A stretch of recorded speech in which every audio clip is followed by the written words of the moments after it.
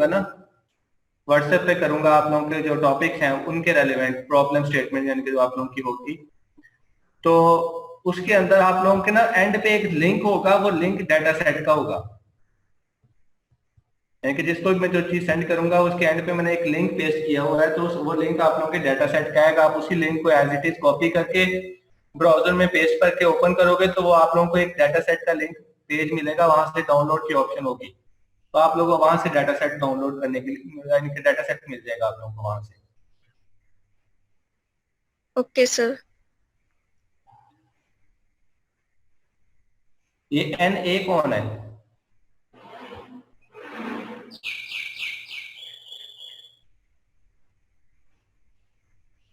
ये NA है कोई, मैं इसको एडमिट नहीं कर रहा, अगर ग्रुप में मैसेज आए तो इसको मतलब बता देना, फिर मुझे मैं इसको एडमिट कर दूंगा, क्योंकि मैंने कहा था प्रॉपर नाम लिख के आना, मतलब ऐसे नहीं। ओके सर, आई थिंक ये नूर है, लेकिन मैं कंफर्म करती हूँ। हम लोग पढ़ रहे थे इंफॉर्मेशन रिट्रीवल के अंदर बूलियन रिट्रीवल मॉडल को। आप लोगों को बीच में कोई क्वेश्चन हो तो आप लोग अपने आप अनम्यूट करके मुझसे पूछ सकते हो।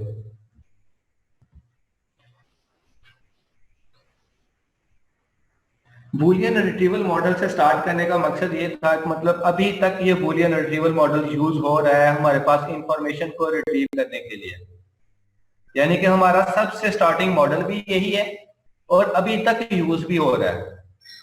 तो मतलब अभी तक ये हमें करंट सिनेरियो के अंदर कहां कहां पे यूज हो रहा है वो चीज हम देखेंगे, और इसको करंट सिनेरियो के अंदर हम लोग किस तरह इंटरचेंज करके इसको यूज कर रहे हैं ये चीज देखेंगे। और अगर बूलियन मॉडल रिट्रीवल मॉडल से थोड़ा मजीद एडवांस जाना हो तो हमारे पास की जो नेक्स्ट आज हम लोगों ने एक मॉडल पढ़ना है उसको कहते हैं रैंक रिट्रीवल मॉडल, जो कि हमारा गूगल यूज कर रहा है आजकल। तो हम इसको भी देखेंगे कि इसके अंदर क्या क्या चीजें होती हैं जो इसको ये यूज करता है अपने इंफॉर्मेशन को रिट्रीव करने के लिए, यानी कि इसके अंदर इंफॉर्मेशन रिट्रीवल का जो मैकेनिज्म होता है वो क्या है।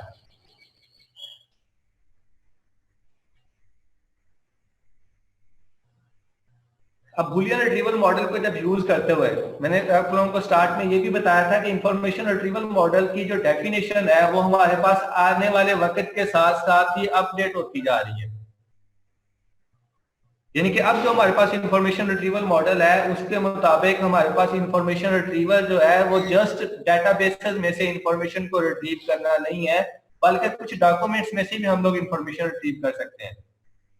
यानी कि जो हम लोगों ने सर्चिंग करवानी है वो कुछ कीवर्ड्स बेस पे आजकल चलती है, और हम कीवर्ड्स देते हैं तो हमें उस कीवर्ड के रेलिवेंट डॉक्यूमेंट्स भी मिलते हैं, उन कीवर्ड्स के रेलिवेंट टेक्स्ट भी मिलता है, और उन कीवर्ड्स के रेलिवेंट हम डेटाबेसेस में से भी अपनी इंफॉर्मेशन को रिट्रीव कर सकते हैं। तो इंफॉर्मेशन रिट्रीव करने के सिनेरियोज आगे से आगे जैसे जैसे हमारी टेक्नोलॉजी और जैसे जैसे हमारा डाटा इनहांस होता जा रहा है वैसे वैसे हमारी इंफॉर्मेशन रिट्रीवल का जो मैकेनिज्म है वो भी एडवांस होता जा रहा है। तो अब इसमें कुछ टेक्निक्स तो ऐसी हैं जो पुरानी ही हैं, हम उन्हीं में चेंजेस करके उन्हीं को आगे यूज कर रहे हैं, और कुछ टेक्निक्स ऐसी हैं जो हमारे पास न्यू भी आ रही हैं। तो आज हम दो चीजों को, दो टेक्निक्स को देखेंगे, एक बूलियन को और दूसरी है हमारे पास वेक्टर स्पेस, नहीं रैंक रिट्रीवल। वेक्टर स्पेस हम लोग नेक्स्ट क्लास में देखेंगे, रैंक रिट्रीवल मॉडल। अब आज का चूंकि डॉक्यूमेंट्स का दौर चल रहा है कि जस्ट डेटाबेसेस में से क्यूरीज लगा के इंफॉर्मेशन रिट्रीव करना तो अब हर बंदा ही कर लेता है, लेकिन जो आगे चैलेंजेस जो बात है हमारे पास वो ये बात है कि हम लोग अगर डॉक्यूमेंट्स में से इंफॉर्मेशन को रिट्रीव करना हो तो हम किस तरह के इसको परफॉर्म करेंगे, क्योंकि आजकल जो मतलब इंफॉर्मेशन और डाटा की बात हो रही है वो जस्ट डेटाबेसेस यानी कि स्ट्रक्चर्ड डाटा की नहीं बात हो रही, आजकल जो बात हो रही है वो स्ट्रक्चर डाटा भी उसमें आ जाता है, सेमी स्ट्रक्चर भी आ जाता है और अनस्ट्रक्चर्ड भी आ जाता है। तो ये जितने भी हमारे पास डॉक्यूमेंट्स होते हैं ना, जो डॉक्यूमेंट्स के अंदर से हम लोग इंफॉर्मेशन रिट्रीव करते हैं ये हमारा अनस्ट्रक्चर्ड डाटा होता है। तो हम लोगों ने आज आने वाला दौर जो है हमारे पास फ्यूचर जो है, फ्यूचर प्रिडिक्शन ज्यादातर डॉक्यूमेंट्स के ऊपर ज्यादातर काम हो रहा है। स्ट्रक्चर्ड जो हमारे पास स्ट्रक्चर्ड डाटा है ना, जो डेटाबेसेस की फॉर्म में है, उसके ऊपर बहुत काम हो चुका हुआ है। तो उसके अंदर आप लोगों को गैप और प्रॉब्लम्स को फाइंड आउट करना जरा मुश्किल होगा। अगर आप अनस्ट्रक्चर्ड डाटा की तरफ जाएंगे तो आप लोगों को गैप ढूंढना भी आसान होगा, और मजीद से मजीद नई टेक्निक्स और प्रॉब्लम्स वो भी आप लोगों को मिलेंगी जिनके ऊपर आप काम कर सकोगे, क्योंकि आप लोगों की ये जो डिग्री केमिकल की है रिसर्च ओरिएंटेड है, तो आप लोगों ने ज्यादा से ज्यादा काम अपना रिसर्च की बेस पे करना है, यानी कि रिसर्च रिलेटेड करना है आप लोगों ने। तो बुलियन मॉडल में मैं एक सबसे पहले आप लोगों को ये आप लोगों के सामने एक एग्जांपल नजर आ रही होगी कि दो डॉक्यूमेंट्स है मेरे पास, एक D1 से और एक D2 से। तो बुलियन मॉडल के अंदर हम लोग जो इंफॉर्मेशन को रिट्रीव करने के लिए टेक्निक्स इस्तेमाल करते हैं, एक हमारे पास सेट की टेक्निक होती है और एक बैक ऑफ वर्ड की टेक्निक होती है। सेट्स जो आप लोगों ने मैथ के अंदर भी पढ़े होंगे वही सेट, यहाँ पे उन्हीं सेट्स की बात हो रही है। और बैक ऑफ वर्ड थोड़ा सा एडवांस टर्म ले लो कि जो सेट होते हैं ना, सेट के अंदर डाटा रिपीट नहीं होता, लेकिन बैक ऑफ वर्ड्स के अंदर डाटा रिपीट हो सकता है, मतलब रिपीटेशन आ सकती है डाटे की बैग ऑफ वर्ड्स के अंदर, लेकिन सेट के अंदर नहीं आती। अब ये सेट और बैग ऑफ वर्ड को हम लोग अपने डॉक्यूमेंट्स के ऊपर किस तरह यूज करते हैं अपनी इंफॉर्मेशन को रिट्रीव करने के लिए, वो मैं अभी आप लोगों को बताऊंगा। तो जैसे कि मैंने ये एक एग्जांपल के तौर पर दो डॉक्यूमेंट्स ले लिए। एक तो मेरे पास ये D1 डॉक्यूमेंट्स है, यानी कि जिसके अंदर मतलब मैंने अभी इसको शॉर्टली लिया है कि दिस इज अ पेन, ठीक है। और एक मैंने ये D2 डॉक्यूमेंट ले लिया जिसके अंदर मैंने एक टेक्स्ट रखा है इट इज अ पेन। तो मैंने एक शॉर्टली दो स्टेटमेंट्स ले ली। मेरे पास दो डॉक्यूमेंट्स हैं जिसके अंदर एक के अंदर मेरे पास टेक्स्ट पड़ा हुआ है दिस इज अ पेन, और दूसरा डॉक्यूमेंट है उसके अंदर है इट इज अ पेन। तो जो बूलियन मॉडल रिट्रीवल है ये हमारे पास जो अभी जो आजकल करंटली यूज हो रही है, तो वो इसी बेस पे यूज हो रही है कि वो डॉक्यूमेंट्स के अंदर से पहले से ही हमारे पास जो प्री प्रोसेसिंग होती है हमारे डाटा की, उस वक्त कुछ इंफॉर्मेशन को निकाल के सेट की सूरत में अपने पास स्टोर करवा लेती है, और उन सेट्स को फिर हम लोग अपने पास दोबारा से यूज करते हैं। यानी कि अपनी इंफॉर्मेशन रिट्रीवल तो हो ही रही है, लेकिन उसको मजीद फास्ट करने के लिए कि हमारी जो इंफॉर्मेशन रिट्रीव हो रही है, कि हम अपनी एफिशिएंसी चाहते हैं ना हर काम के अंदर, हम कहते हैं कि बस कर क्लिक को और चीजें सारी मेरे सामने आ जाएं। तो इस एफिशिएंसी को इंप्रूव करने के लिए हमें अपनी स्पीड को इंप्रूव करना पड़ता है, तो इसीलिए हमारे पास जो इंफॉर्मेशन रिट्रीवल के मैकेनिज्म होते हैं उनको इंप्रूव करना पड़ता है। तो यहाँ पे मैंने क्या किया कि D1 और D2 दोनों डॉक्यूमेंट्स में से कुछ कीवर्ड्स उठाए। अब ये दोनों मैंने डॉक्यूमेंट्स क्यों ले रहा हूँ कि मेरे पास कुछ डॉक्यूमेंट्स पड़े हुए हैं, जैसे कि आप लोगों के कंप्यूटर के अंदर, मैं अपने कंप्यूटर के अंदर ही कोई सर्च मैकेनिज्म बनाना चाह रहा हूँ, तो मेरे कंप्यूटर के अंदर काफी सारे डॉक्यूमेंट्स हैं। डॉक्यूमेंट्स की एग्जांपल मैं एक रिसर्च पेपर की तरह की ले लेता हूँ कि कुछ रिसर्च पेपर्स हैं, आपने फाइंड आउट करना है कि कौन कौन से रिसर्च पेपर, या उन रिसर्च पेपर की कलेक्शन में से आपने ये देखना है कि कौन कौन से रिसर्च पेपर मोर मेरे रेलिवेंट हैं, तो मैं उनको निकाल के लगा कर लूँ। तो आपने उनको मतलब एक किस्म का रिट्रीव करना है ना। आपको इसके लिए आप जो डॉक्यूमेंट्स के लिए हमें मैकेनिज्म बनाना पड़ता है वो ये होता है कि हम हर डॉक्यूमेंट से कीवर्ड्स को फाइंड आउट करके एक सेट बना लेते हैं उनका। यानी कि ये डॉक्यूमेंट 1 है तो उसमें से कुछ वर्ड्स हैं कि दिस इज अ पेन, मतलब दिस इज अ पेन, ये चारों के चारों वर्ड पहले डॉक्यूमेंट्स में से जो मुझे मिले मैंने उठा के उनको अपने पास एक सेट के अंदर स्टोर कर दिया। फिर मैं दूसरे डॉक्यूमेंट में गया, अब इसके अंदर से इज द पेन पहले डॉक्यूमेंट के अंदर यूज हो चुका हुआ है, तो मुझे उसको रखने की जरूरत नहीं है क्योंकि मैं सेट बना रहा हूँ। सेट के अंदर मैंने कहा था डाटा की रिपीटेशन नहीं होगी, इसके अंदर आपने जितने भी कीवर्ड्स लेने हैं वन टाइम लेने हैं। तो इट का एक जो वर्ड है सिर्फ वो एक सिंगल है इसके अंदर के जो हमारे पास पहले यूज नहीं हुआ हुआ, यानी कि पहले मैंने उसको अपने पास स्टोर नहीं करवाया हुआ, तो मैं इसको इट को भी साथ एक इंक्रीज कर लूंगा। तो ये मेरे पास ओवरऑल एक सेट बन जाएगा कुछ कीवर्ड का, जो कि मैंने अपने इन दो डॉक्यूमेंट्स के अंदर से फाइंड आउट करके अपने पास पहले से एक सेट बना के रख लिया। अब नेक्स्ट टाइम जब भी कोई बंदा आएगा, तो आजकल जो हमारे पास रिसर्च जो सर्च चल रही है ना ज्यादातर वो कीवर्ड्स की बेस पर चल रही है कि हम लोग कीवर्ड्स बेस फाइंडिंग करते हैं चीजों की। तो वो जो भी कुछ कीवर्ड देगा तो वो इस सेट में से पहले फाइंड आउट करूंगा, अगर तो वो कीवर्ड मेरे पास अवेलेबल है तो मैं मजीद डॉक्यूमेंट्स के अंदर जाऊंगा, अगर नहीं है तो फिर मैं उसको नहीं जाऊंगा। लेकिन जब मैं सेट बना रहा होता हूँ ना, तो सेट बनाते वक्त बाद टाइम हमारी तरतीब भी चेंज हो सकती होती है वर्ड्स की। जैसे मैंने अभी थोड़ा सा वर्ड्स को तरतीब दिया कि उसको इट को मैं सेकंड ऑप्शन पे ले आया, लेकिन आना इसको एंड पे चाहिए। तो यहाँ पे ये बताने का मकसद ये था कि आप लोग जो जब सेट बनाते हो कीवर्ड्स को निकाल के, तो उन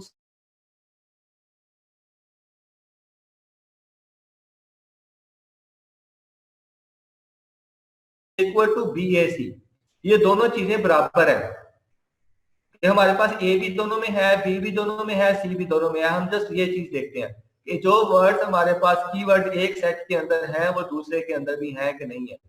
इक्वलाइजेशन के लिए जस्ट हम लोग ये चीज देखते होते हैं सेट के अंदर। तो हमारे पास मतलब जो वर्ड पहले में है वो दूसरे में भी है, तो मतलब इक्वल है, लेकिन उनकी तरतीब अगर आगे पीछे हो जाए तो कोई इशू नहीं है। दूसरा मैंने एक सेट बनाया है बैग ऑफ वर्ड्स का, कि जब हम लोग बैग ऑफ वर्ड्स बनाते हैं ना, तो बैग ऑफ वर्ड्स के अंदर क्या होता है कि डाटा की रिपीटिशन होती है। तो अभी मैं बात जस्ट सेट की करूंगा, बैग ऑफ वर्ड्स की बात को मैं थोड़ा सा स्टॉप कर रहा हूं, इसको मैं थोड़ा सा आगे जाके स्टार्ट करूंगा कि हम लोग बैग ऑफ वर्ड्स की तरफ क्यों जा रहे हैं सेट को छोड़ के।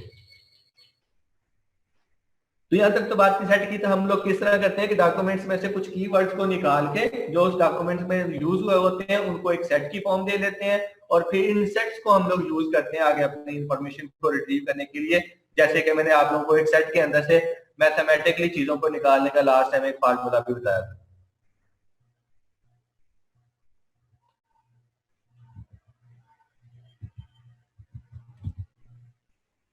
अब जब हम इन कीवर्ड्स को यूज कर रहे होते हैं, यानी कि इन कीवर्ड्स की बेस पे, इस सेट की बेस पे कोई बूलियन रिट्रीवल क्यूरी लगाते हैं, यानी कि किसी क्यूरी को इंजेक्ट करते हैं, तो फिर उसी के मुताबिक वो हमें इंफॉर्मेशन रिट्रीव करके देती है। तो मोस्टली जो हमारे पास ये बूलियन रिट्रीवल मॉडल्स होते हैं, इनके अंदर जो क्यूरीज का मैकेनिज्म होता है वो एंड और नॉट ऑपरेटर को यूज कर रहा होता है। कि हम लोग जितने भी कीवर्ड्स लगाते हैं ना, तो जब हम उनको सर्च करते हैं तो उसके अंदर आप लोगों ने देखा होगा कि एंड या आर का ऑपरेटर मोस्टली यूज हो रहा होता है। तो फॉर एग्जांपल मैं गूगल के अंदर ही कुछ वर्ड्स लिख के सर्च करता हूँ, तो मुझे वो ऐसे डॉक्यूमेंट्स भी ला के दे रहा होता है जिसमें वो सारे के सारे वर्ड्स होते हैं, यानी कि ऐसे लिंक भी प्रोवाइड कर रहा होता है। लेकिन कुछ लिंक ऐसे भी प्रोवाइड कर रहा होता है जिनमें से उनके अंदर से कुछ वर्ड्स होते हैं, कुछ नहीं होते, और कुछ लिंक्स ऐसे भी आ रहे होते हैं कि जिनमें से जस्ट एक वर्ड होता है, बाकी वर्ड नहीं मिल रहे होते। इसीलिए वो मिलियन ऑफ रिकॉर्ड्स हमें ला के देता है, लेकिन उसमें से कुछ ही हमारे रेलिवेंट होते हैं, सारे के सारे हमारे रेलिवेंट नहीं होते। मतलब तमाम से तमाम लिंक के अंदर हमारे तमाम वर्ड मौजूद नहीं होते।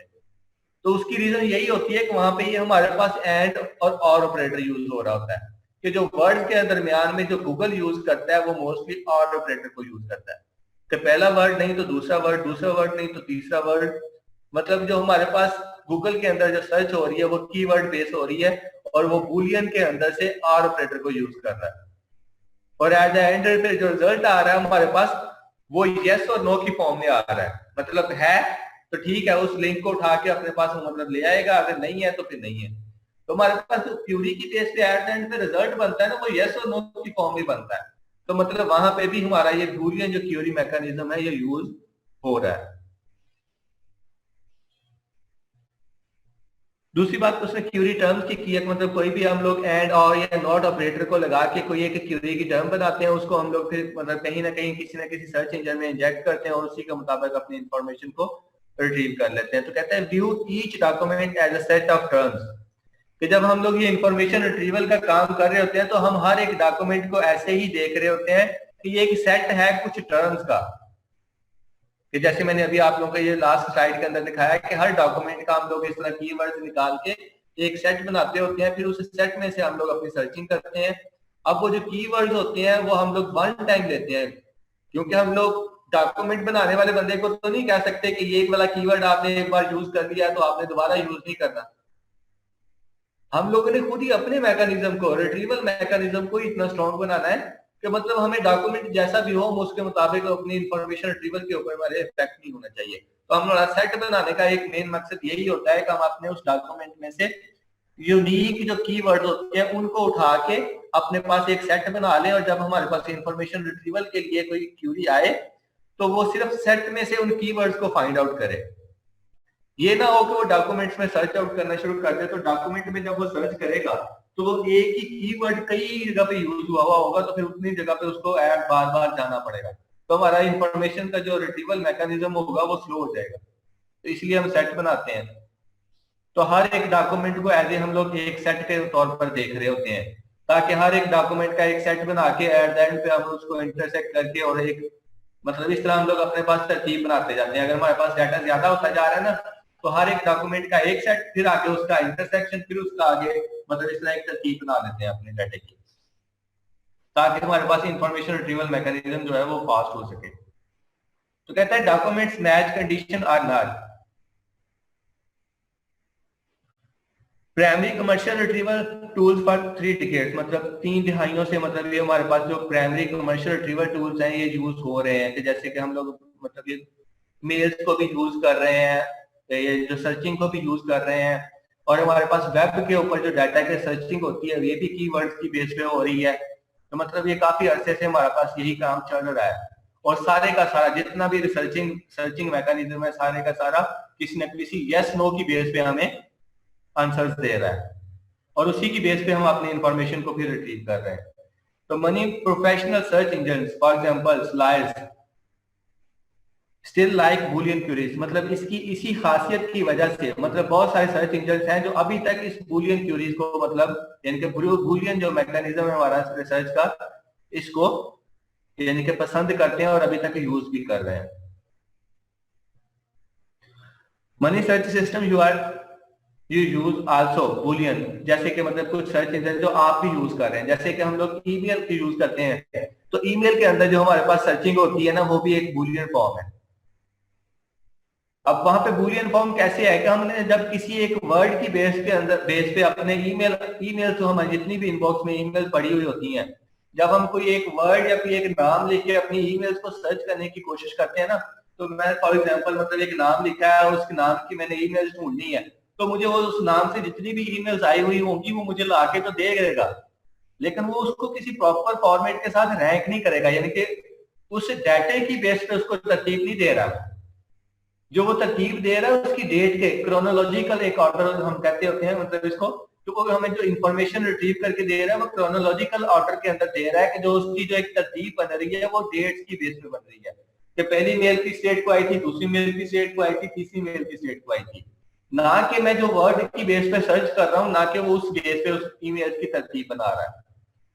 तो फिर वहां पे जो हमारा मैकेनिज्म यूज हो रहा है ईमेल्स के अंदर, मतलब ये ईमेल की एग्जांपल इसलिए दे रहा हूँ कि आप सबका मतलब इससे ताल्लुक है, हम लोग सभी लोग ईमेल्स को यूज करते हैं, तो कम से कम हर किसी ने उसके अंदर किसी ना किसी टाइम कोई मेल को सर्च करके भी देखा होगा। तो हमारे पास वहां पे जो मैकेनिज्म यूज हो रहा है वो बूलियन क्यूरीज का ही यूज हो रहा है कि हमारे पास जब इंफॉर्मेशन आती है वो मेल्स की एक लिस्ट आती है जिसको हम लोग सर्च करना चाह रहे होते हैं, तो वो उसको किसी डाटे की बेस पे रैंक नहीं कर रहा होता बल्कि उसकी जो डेट्स होती हैं उसकी बेस पे रैंक कर रहा होता है, यानी कि तरतीब दे रहा होता है।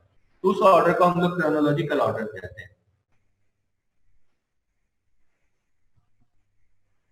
तो हमारे पास मतलब जब इंफॉर्मेशन रिट्रीवल का ये मतलब इंग्रेडिएंट्स जो है वो 3 चीजें इस्तेमाल होती हैं, या तो कोई ना कोई डॉक्यूमेंट, जब डॉक्यूमेंट को यूज करते हैं तो डॉक्यूमेंट की रिप्रेजेंटेशन आती है, और जब डॉक्यूमेंट की रिप्रेजेंटेशन आती है तो मैंने कहा कि डॉक्यूमेंट्स के अंदर कोई वर्ड एक से ज्यादा बार भी इस्तेमाल हुआ तो हो सकता है, तो फिर हम लोग क्या करते हैं उसमें से एक सेट्स बना लेते हैं, कीवर्ड्स को निकालते हैं, यूनिक कीवर्ड्स को जो जस्ट एक टाइम यूज करेंगे।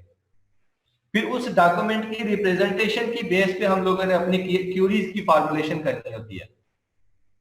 अब जैसे मैंने अभी यहाँ पे एक लॉयर की बात की थी, मतलब मोस्टली लॉयर्स जो है वो इसको मतलब यूज कर रहे हैं कि उन्होंने एक मतलब बेस्ट लॉ के नाम से एक है लॉयर एजेंसी है जो ये लॉयर्स की जितनी भी मतलब होता है ना कि जो वकील होते हैं उनको मतलब कानून की मतलब शिप्स की जरूरत पड़ती है कि कब कब किस किस केस की बेस पे कौन कौन से जज ने मतलब जो कमेंट्स दिए थे, तो वो इस तरह का जो डाटा होता है ना वो सारा उसने एजेंसी ने अपने पास स्टोर किया हुआ है।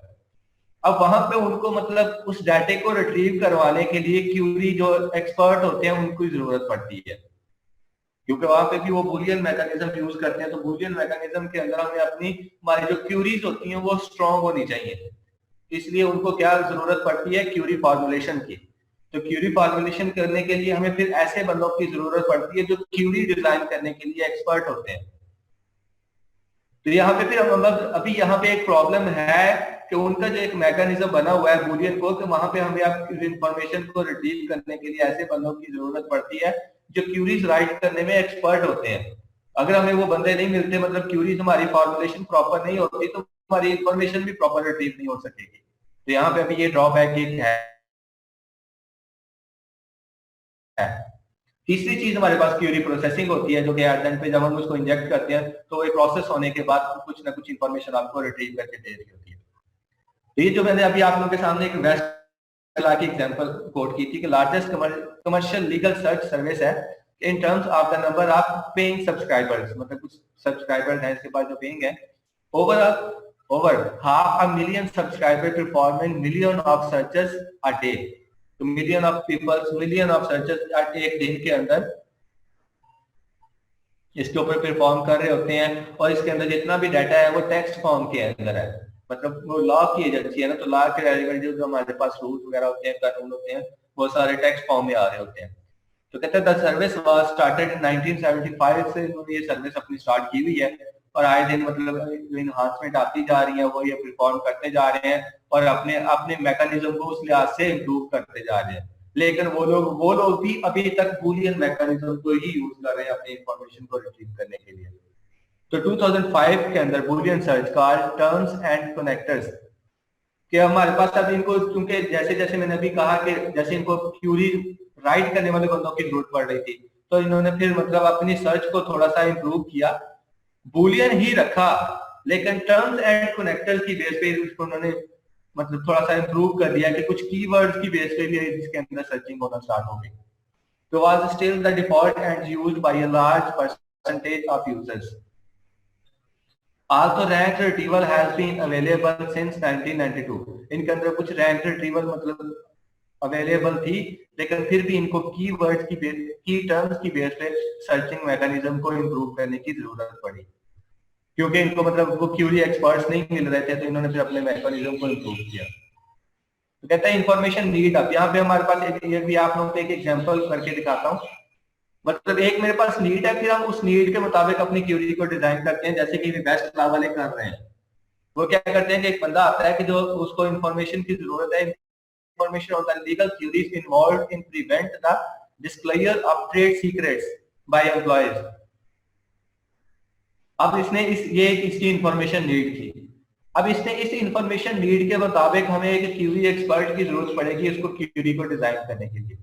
तो नेक्स्ट एक मतलब क्यूरी की एक एग्जांपल दी हुई है कि इस सिनेरियो के अंदर हमारे पास जो क्यूरी डिजाइन होती है वो इस फॉर्म के अंदर हो रही होती है। इसको पढ़ा कुछ इस तरह से जाता है कि ट्रेड सीक्रेट। अब इसके दोनों साइडों पे डबल कोटेशन मार्क डाली हुई है। अब इसका मतलब होता है फ्रेज। ये फ्रेज हम लोग अपनी सर्चिंग के अंदर या क्यूरी के अंदर इसलिए यूज करते होते हैं कि बाद में आप लोग गूगल के अंदर भी सर्च करोगे ना, मतलब जितने कुछ सर्च इंजन हैं जैसे याहू और बिंग के अंदर, या फिर आप लोग गूगल स्कॉलर को यूज करते हैं हम लोग रिसर्च पेपर्स को फाइंड आउट करने के लिए। तो हम कोई एक वर्ड लिखते हैं ना, तो हमें एक एक वर्ड की बेस पे भी एक सिंगल पेपर पूरा ला के देना होता है। तो मैं चाहता हूं कि ये ट्रेड और सीक्रेट दोनों वर्ड कंबाइन होने चाहिए। तो मुझे ऐसे डॉक्यूमेंट्स ला के दो, मुझे ऐसे चीजें टेक्स्ट ला के दो जिसके अंदर ये दोनों वर्ड ट्रेड और सीक्रेट कंबाइन करके यूज हुआ है। अगर मैं इसको इस तरह फ्रेज के अंदर लिखूंगा ना, तो इसका मतलब यही है कि मुझे ऐसे डॉक्यूमेंट्स चाहिए जिनके अंदर ये ट्रेड और सीक्रेट दोनों कंबाइन यूज हुए हैं। अगर मैं इसको फ्रेज के अंदर नहीं लिखता, तो ये फिर मुझे ऐसे डॉक्यूमेंट भी लाके दे देगा कि फॉर एग्जांपल एक डॉक्यूमेंट है उसके अंदर जस्ट ट्रेड का वर्ड यूज हुआ है, सीक्रेट का वर्ड यूज नहीं हुआ, तो मुझे ऐसे डॉक्यूमेंट भी लाके दे देगा। लेकिन अगर मैं इसको फ्रेज के अंदर लिखूंगा तो इसका मतलब होगा कि ये ट्रेड और सीक्रेट को दोनों को कंबाइन करके फिर सर्च करेगा, कैसे डॉक्यूमेंट लाके देगा जिनके अंदर ये दोनों वर्ड कंबाइन करके यूज हुए हैं। तो ये टेक्निक हम लोग अपने गूगल स्कॉलर के अंदर भी यूज कर रहे होते हैं कि अगर आप लोगों को मतलब कुछ वर्ड्स कंबाइन करके सर्च करवानी है ना, तो उन वर्ड्स को आप फ्रेज के अंदर लिख दो, तो वो वर्ड्स फिर कंबाइन करके ही आप लोगों को पेपर ला के देगा, कैसे पेपर जिनके अंदर ये वर्ड्स कंबाइन करके यूज हुए हैं। उसके बाद ये /s, इसका /s का मतलब होता है इन द सेम सेंटेंस, यानी कि ये दोनों वर्ड्स सर्च करें उसका इन द सेम सेंटेंस, उसी सेंटेंस के अंदर उसको क्या चाहिए, डिस्क्लोज।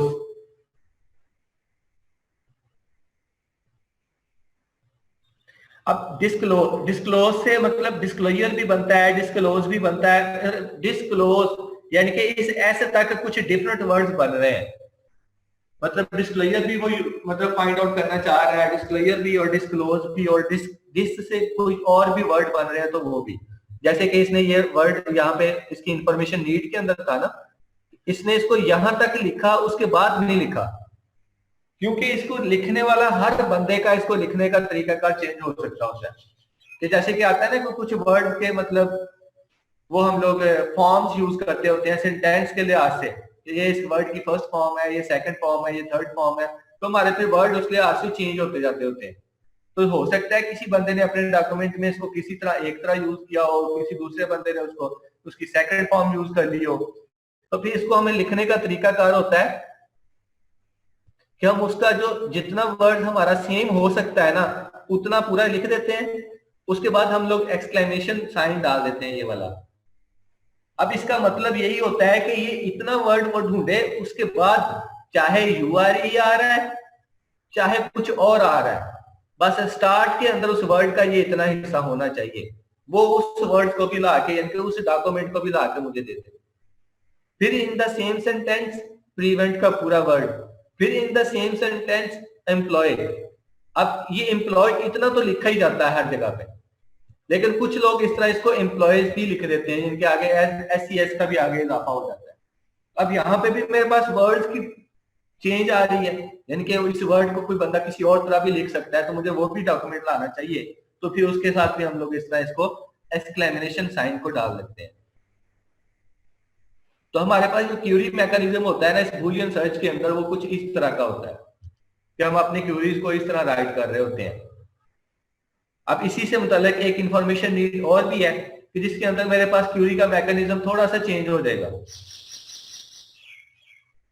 यहाँ पे ये डिसेबल एक्सक्लेमेशन साइन वही है, लेकिन यहाँ पे जो एक इजाफा हो रहा है वो ये फॉरवर्ड स्लैश पी का हो रहा है। फॉरवर्ड स्लैश एस का मतलब होता है इन द सेम सेंटेंस, और फॉरवर्ड स्लैश पी का मतलब होता है इन द सेम पैराग्राफ। उसके बाद ये एक्सक्लेमेशन साइन वर्ड वही है इन द सेम सेंटेंस, और आगे फिर कहता है इसी सेंटेंस के अंदर इस वर्ड को भी ढूंढना है, उस डॉक्यूमेंट को लेके आना है जिसके अंदर सेम सेंटेंस के अंदर ये वर्ड भी हो, यानी कि वर्क साइट। अगर हम लोग इसके अंदर ये स्पेस डाल के दो वर्ड्स लिख देते हैं ना, तो इस स्पेस का मतलब होता है आर। मैंने अभी आप लोगों को थोड़ी देर पहले बताया था कि हम लोग बूलियन के अंदर ज्यादातर एंड और नॉट ऑपरेटर्स को यूज कर रहे होते हैं। तो यहाँ पे स्पेस का मतलब जो है इस तरह दो वर्ड्स लिख के उनके दरमियान में अगर स्पेस डाल दी जाए तो उसका मतलब होता है आर ऑपरेटर्स। यानी कि अगर वर्क साइट का वर्ड उसको मिल जाए तो भी ठीक है, या वर्क प्लेस का वर्ड मिल जाए तो भी ठीक है। मतलब कुछ लोग इसको वर्क प्लेस बोलते हैं, तो मतलब जहां पे काम हो रहा होता है, या कुछ लोग वर्क साइट भी बोल देते हैं कि यहाँ पे काम हो रहा है। मतलब दोनों का सेम है, लेकिन वो कुछ लोग इसको किसी तरह राइट कर देते हैं, कुछ लोग इसको किस तरह राइट कर देते हैं। तो इस तरह हमारे वर्ड्स के अंदर चेंज आ सकता होता है, तो फिर हम लोग उसको इस तरह लिखते होते हैं इन द सेम सेंटेंस। ये वर्ड भी हो सकता है, ये वर्ड भी हो सकता है, लेकिन दोनों में से कोई एक भी हो तो चलेगा। इस तरह इसका लिखने का मतलब होता है कि दो वर्ड्स के दरमियान में आर ऑपरेटर लगा हुआ है। ये बाय डिफॉल्ट अंडरस्टूड बात होती है। और उसके बाद ये जो आगे स्मॉल ब्रेसेस के अंदर एक एम्प्लॉयमेंट का वर्ड लिखा हुआ है, कहता है उसी के अंदर हम लोगों ने एक एम्प्लॉयमेंट का वर्ड भी होना चाहिए, लेकिन ये जो एम्प्लॉयमेंट का वर्ड आ रहा है वो इस प्लेस के वर्ड के मैक्सिमम 3 डिजिट तक आगे इसको देखे। मतलब प्लेस के बाद आगे 3 डिजिट देखे, अगर 3 डिजिट के अंदर अंदर एम्प्लॉयमेंट का वर्ड आ रहा है तो ठीक है, अगर नहीं आ रहा तो फिर उस डॉक्यूमेंट की मुझे जरूरत नहीं है। यानी कि जो पहली बात होगी ना, मतलब उसने डिसेबल ढूंढना है, उसके बाद एक्सेस ढूंढनी है, उसके बाद वर्क साइट या वर्क प्लेस ढूंढनी है। जब उसको वर्क प्लेस भी मिल गया तो उस वर्क प्लेस वाले, जैसे हमने ये लिखा ना इन द सेम सेंटेंस, उसी सेंटेंस के अंदर ये वाला वर्ड भी होना चाहिए। उसी तरह हम लोगों ने ये लिखा कि उसी मतलब वहीं पे, अब उसने सेंटेंस की बात नहीं की, उसने सिर्फ एक वर्ड की बात की कि इस वर्ड के बाद या इस वर्ड से पहले मैंने 3 डिजिट को देखना है। पहला डिजिट ये हो गया, दूसरा ये हो गया, तीसरा ये हो गया। इन 3 डिजिट के अंदर अंदर ये एम्प्लॉयमेंट लिखा होना चाहिए, या फिर इसके बाद पहला डिजिट ये हो गया, दूसरा डिजिट ये हो गया, तीसरा डिजिट कोई और हो सकता है। तो इसके बाद ये 3 डिजिट्स को देखना है, इसके अंदर अंदर ये वर्ड होना चाहिए। तो ये जो मैंने ब्रैकेट्स के अंदर ये लिखा है ना, इसका मतलब है कि एम्प्लॉयमेंट, ये वर्ड एम्प्लॉयमेंट का वर्ड ढूंढे मैक्सिमम इससे आगे 3 डिजिट तक, मतलब 3 वर्ड तक ये वर्ड ढूंढे। किससे? प्लेस के वर्ड से, यानी कि प्लेस के वर्ड के आगे और पीछे से 3 वर्ड तक देखे। अगर इसको एम्प्लॉयमेंट का वर्ड मिल रहा है तो वो डॉक्यूमेंट मेरे काम का है, अगर नहीं मिल रहा तो डॉक्यूमेंट मेरे काम का नहीं है।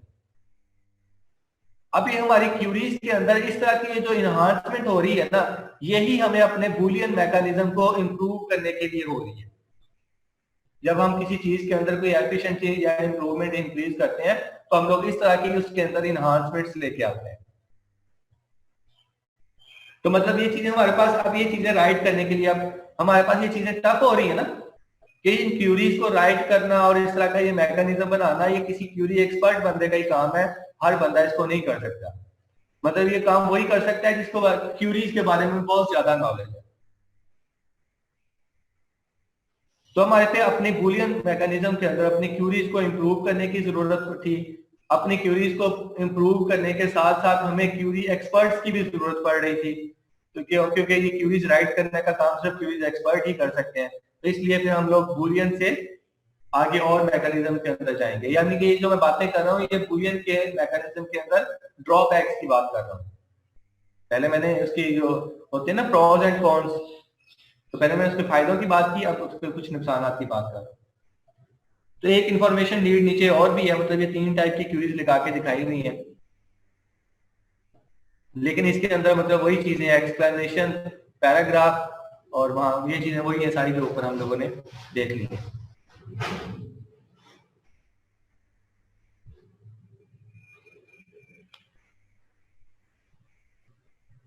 तो जैसे जैसे ये मैंने इसके ड्रॉबैक्स देखे तो मुझे नीड पड़ी, रिक्वायर्स क्यूरी राइटिंग स्किल्स, मतलब क्यूरी राइटिंग स्किल्स की इंप्रूवमेंट करने की जरूरत पड़ी मुझे अपने आप में, या फिर मुझे ऐसे एक्सपर्ट की जरूरत पड़ी कि जो इस क्यूरीज को राइट करने के लिए एक्सपर्ट हो, मतलब क्यूरीज राइट करना उनके लिए आसान हो।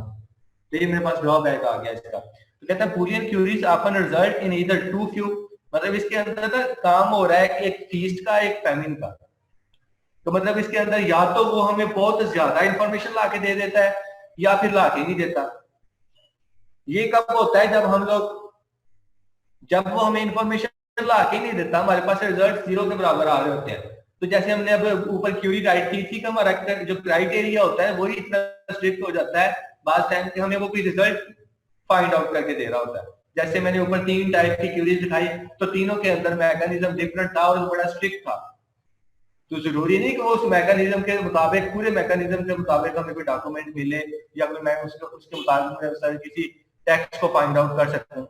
और ऊपर से उसके अंदर अगर एंड ऑपरेटर भी लगा हुआ हो तो मजीद क्राइटेरिया टफ हो जाता है।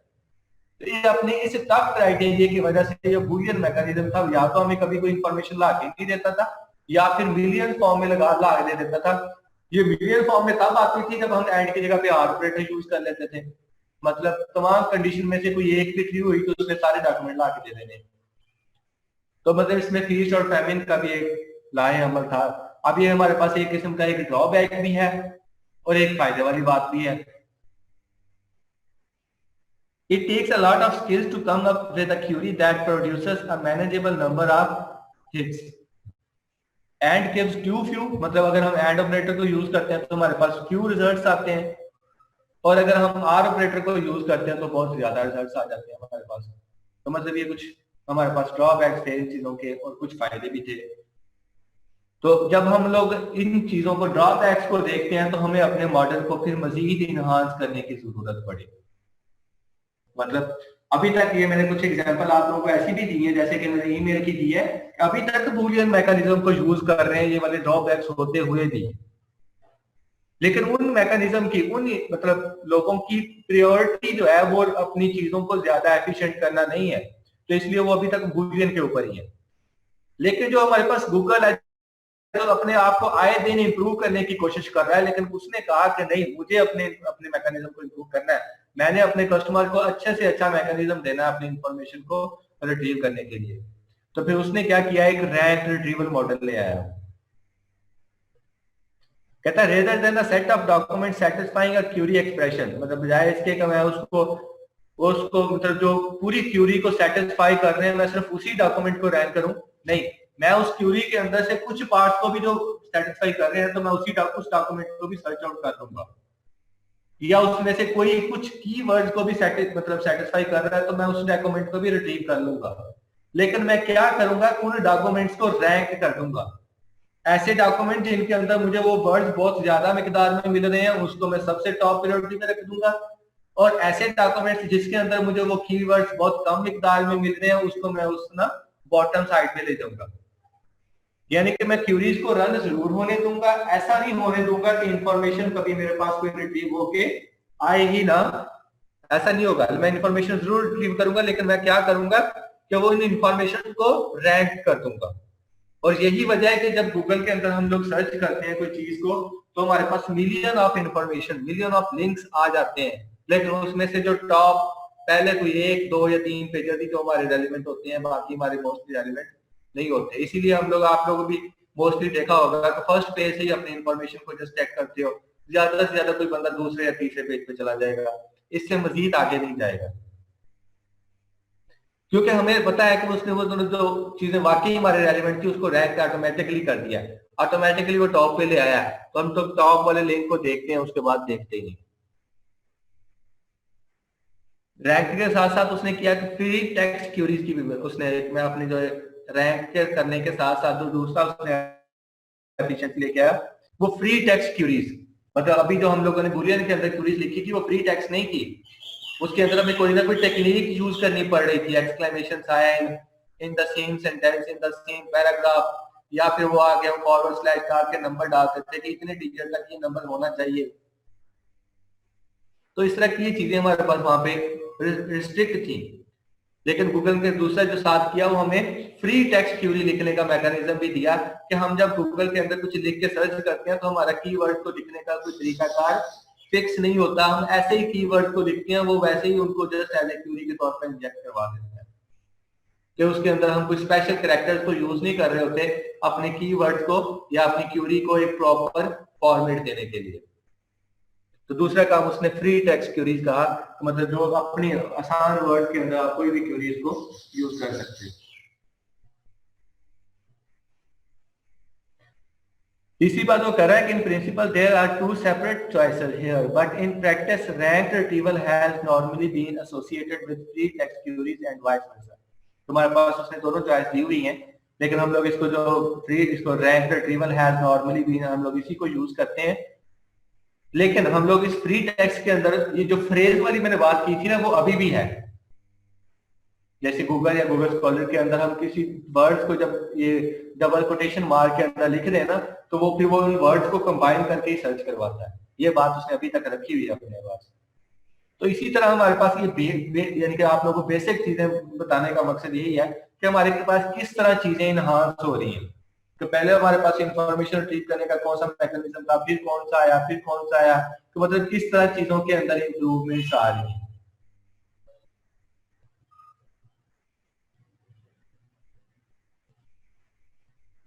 पहले में था बुलियन में था फीस्ट एंड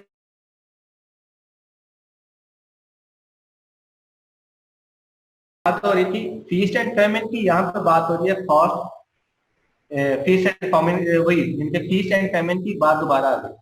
लेकिन यहाँ पे जब फीस्ट एंड पेमेंट की बात आई ना दोबारा, यहाँ पे मैकेनिज्म थोड़ा सा चेंज हो गया।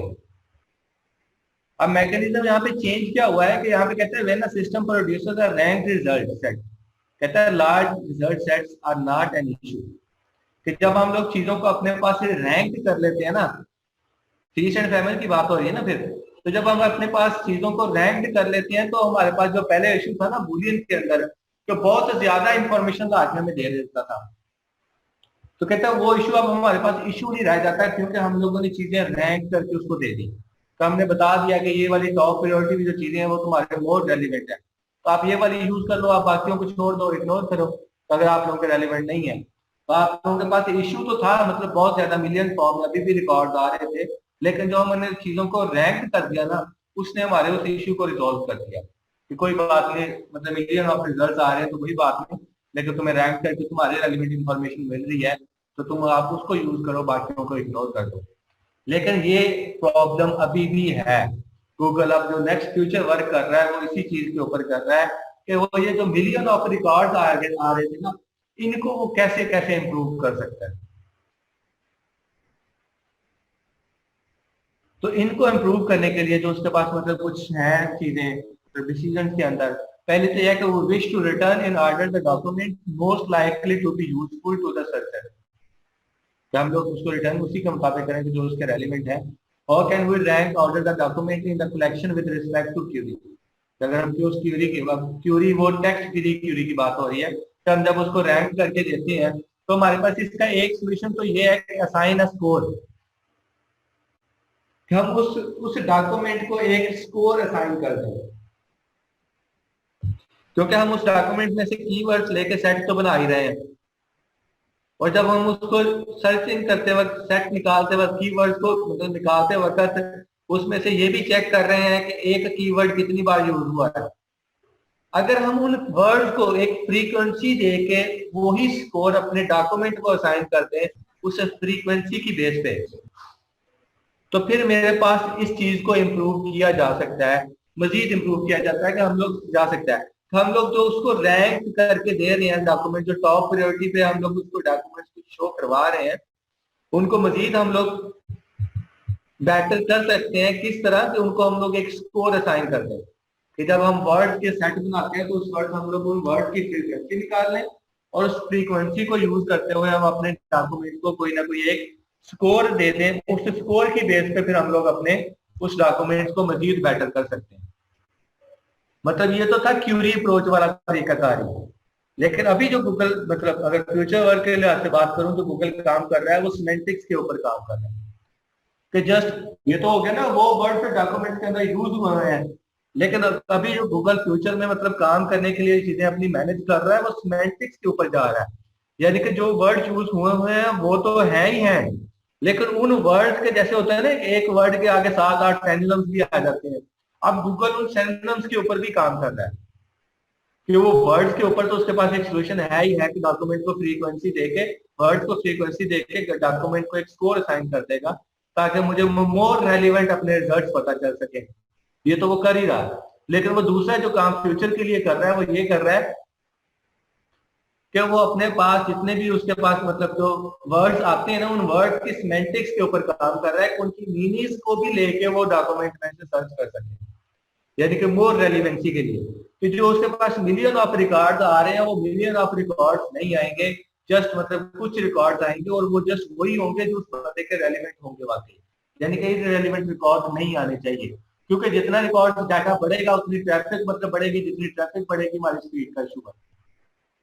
तो मतलब ये यहाँ तक तो चीजें थी जो हम लोग रैंक रिट्रीवल मॉडल के लिए यूज कर रहे थे।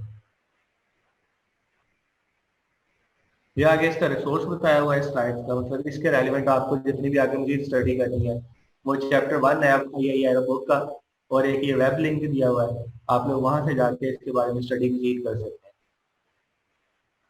हैं। अब यहाँ तक किसी का कोई क्वेश्चन है तो पूछ सकते हैं। मतलब ये स्लाइड यहाँ पे एंड हो गई है और टाइम भी एंड होने वाला, 5 मिनट रह गया, यानी कि अपने आप को म्यूट करके अगर कोई क्वेश्चन है किसी का तो वो पूछ सकता है।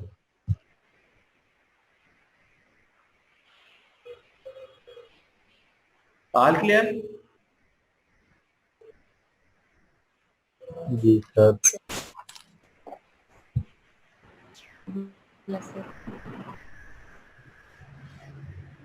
Yes sir. ठीक, यहाँ पे एक चीज है जो आज का लेक्चर था, यहाँ से भी आप लोगों के लिए एक टॉपिक निकल सकता है अगर कोई बच्चा काम करना चाहे तो। मैंने एक वो वेस्ट लॉ की बात की थी, वो एक यूरोपियन मतलब है जो ये काम कर रही है। तो मतलब पाकिस्तान के लेवल पे, एशियन कंट्रीज के लेवल पे भी कोई बंदा ये काम कर सकता है कि कोई ऐसी डायरेक्टरी बना रहे, कोई ऐसा वेयर हाउस क्रिएट करे। मतलब एक आइडिया है, अगर कोई बंदा करना चाहे, ये बंदा वही कर सकता है जिसका ताल्लुक ज्यादातर मतलब ये वकीलों और जजेस के साथ है। मतलब फैमिली में कोई ऐसे लोग हैं, कोई जज वगैरह जो उसको डाटा लेने के लिए हेल्प कर सके, क्योंकि मेन जो चीज होती है हमारे पास डाटा होता है। जो मैकेनिज्म या मेथड्स होते हैं वो तो हम लोग कर ही लेते हैं किसी न किसी से हेल्प लेके, ना भी खुद से हो रहे हो तो हम लोग किसी से करवा लेते हैं, मतलब किसी IT एक्सपर्ट से। लेकिन मेन चीज हमारे पास डाटे का इशू आ जाता है। अगर मतलब किसी का कोई जानने वाला कोई जज या वकील होते हैं ना, कुछ मतलब फैमिली एक बिजनेस भी होता है, तो जैसे कि मतलब फैमिली में वकालत और जजेस ये ज्यादा है, तो उसके लिए एक आइडिया है कि ये वो इस तरह का वेयर हाउस का काम कर ले। कि आजकल जो हमारे पास वकील है ना, इनको पता पढ़ने में बड़ा मसला है। वकील क्या, हम सबको ही आ रहा है, हम लोग कहते हैं हमें ज्यादा पढ़ना ना पड़े, स्टडी ना करना पड़े चीजें, हम ऐसे ही बस कुछ वर्ड लिखे और सारा तुम्हारे सामने आ जाए। और वकीलों को ये जरूरत पड़ती है कि जब कोई नया केस आता है तो उसके रेलेवेंट जो पहले केस हो चुके होते हैं उनके तमाम जो डिसीजन होते हैं वो उनकी जरूरत पड़ती है अपने केस को स्ट्रॉन्ग करने के लिए कि फलां टाइम ये मसला हुआ था तो फलां जज ने ये चीज इस तरह डिसीजन दी थी तो अब भी हो सकती है। तो इस तरह का कोई काम कर सकता है, इस तरह का कोई डाटा लेके उसको एनालिसिस करके उसको एक मतलब नॉलेज की फॉर्म में बना के कोई वेयर हाउस बना सकता है। मतलब बहुत एडवांस लेवल तक काम भी हो सकता है।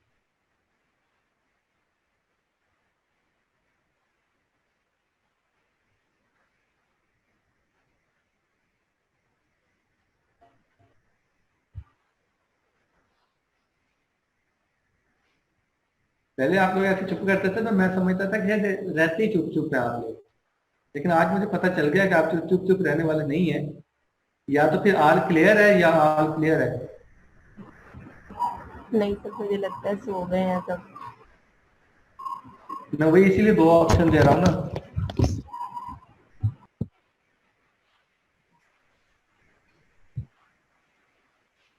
कि या तो समझ आ गई है या फिर सारे सो रहे हैं। नहीं सर, वैसे आज का फिर लेक्चर समझ आ गई है। समझ आ गई है सबको। हाँ मोस्टली वैसे हाफ चीजें तो वही है जो आप रूटीन में यूज कर रहे हैं, बस उनका मैकेनिज्म जस्ट मैंने समझाया है कि वो किस तरह काम हो रहे हैं। जी सर। ये सबको समझ आ गई है आज का इसी का लेक्चर। सर ये जो मतलब बुलियन मॉडल होता है इसमें हम जो रिट्रीव करते हैं वो जी जी इंफॉर्मेशन उसमें ज्यादा होगी या डाटा ही ज्यादा होगा? डाटा तो है ना कहीं पड़ा हुआ है, आप उसमें से इंफॉर्मेशन निकालना है तो उस मतलब अभी हम लोग जो काम पढ़ रहे हैं ना, हम लोग डाटा बनाना या डाटा का नहीं पढ़ रहे, हम लोग डाटा के अंदर से इंफॉर्मेशन निकालना पढ़ रहे हैं। तो ये बूलियन मॉडल जो है हमारे एक इंफॉर्मेशन रिट्रीवल टेक्निक है कि जो किसी डाटा में से इंफॉर्मेशन निकालने के लिए हमारी हेल्प करती है। जी सर।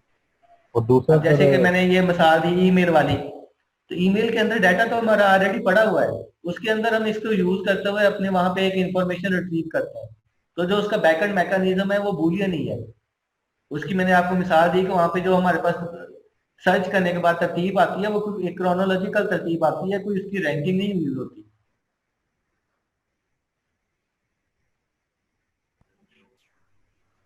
सर लास्ट लेक्चर में हमने वो एक बनाए थे डॉक्यूमेंट 1 डॉक्यूमेंट 2 डॉक्यूमेंट 3। मैंने वो वहीं से स्टार्ट किया आज भी, डॉक्यूमेंट 1 और 2 से, उसके फिर जी सेट बना सर। के। सर उसमें से वो जो हमने सेट बना के उसमें से यूजर की क्यूरीज लगाई थी, हाँ जी उसमें हमने T1 जो है मोस्टली शुरू में रखा, फिर T2 के साथ एंड ऑपरेटर यूज किया और नॉट किया था। तो हाँ जी। उसमें सर T3 क्यों नहीं शुरू में हम यूज कर रहे हैं, क्यूरी जब यूजर करेगा? P3 में क्या है? यानी कि T1 का अकेले, फिर T1 का एंड किया T2 के साथ, T1 का आर वो किया। जो जितनी भी वहां पे क्यूरीज थी ना, जैसे मैंने अभी भी आज 3 क्यूरीज दिखाई तो वो तीनों इंफॉर्मेशन नीड की बेस पे क्यूरीज बनी हुई थी। Okay sir. अब एक यूजर आता है, उसको जिस टाइप की इंफॉर्मेशन चाहिए हमें अपनी क्यूरी को उसी तरह बनाना है। यानी T3 के लिए चाहिए हो तो उसके मुताबिक बनाई जाए। चाहिए हो तो आप उसके मुताबिक फिर अपने उस मैकेनिज्म को डिजाइन करोगे।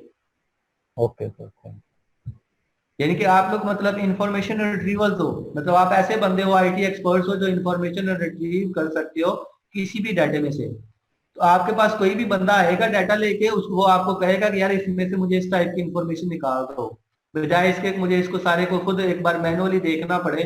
आपको इस तरह का कोई आईटी का मैकेनिज्म बना के लगाओ, मुझे इसमें से इंफॉर्मेशन निकल आए। तो आप लोगों के पास इस तरह के मैकेनिज्म आप लोगों को पता होंगे तो आप लगा सकोगे ना। उसके पे आप वो इम्प्लीमेंट करने के लिए आपको इसी मैकेनिज्म को यूज करते हुए कोई ना कोई एक प्रोग्राम या एल्गोरिदम राइट अप करना पड़ेगा बस।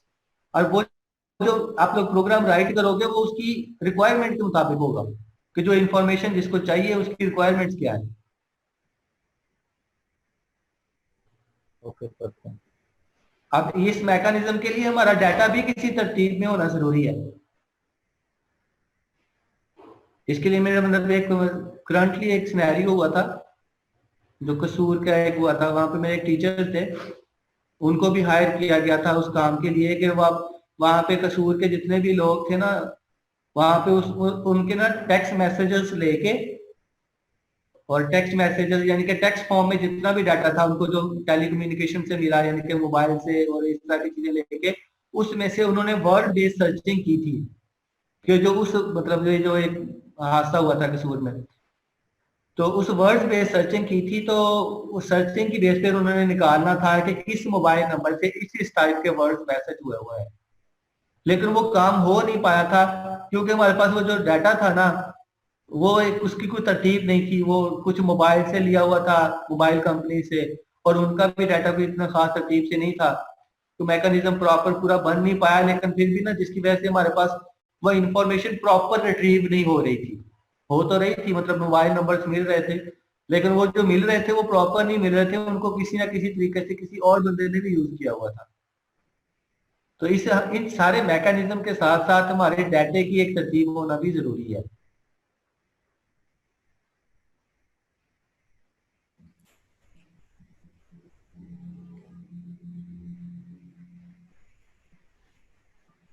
ठीक है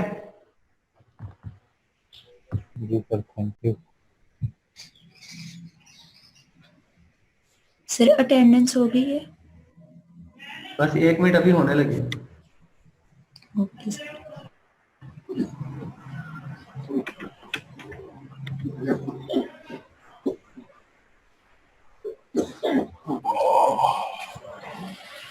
ठीक है फिर बच्चों, ओके, अगर क्वेश्चन नहीं है तो फिर एंड करते हैं। बाकी मैंने टॉपिक्स की लिस्ट बना ली है, वो मैं आप लोगों को व्हाट्सएप कर दूंगा।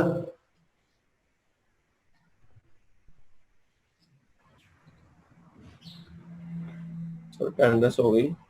हाँ जी हो गई।